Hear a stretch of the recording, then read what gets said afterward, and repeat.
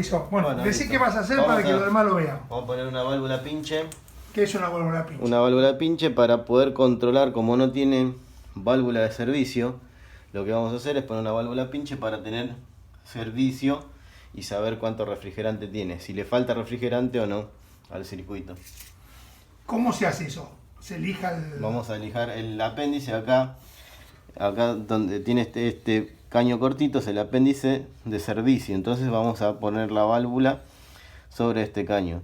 Lo limpiamos con una lija para que tenga mayor contacto el O-ring de goma que tiene la válvula pinche. Buenísimo. Cortamos.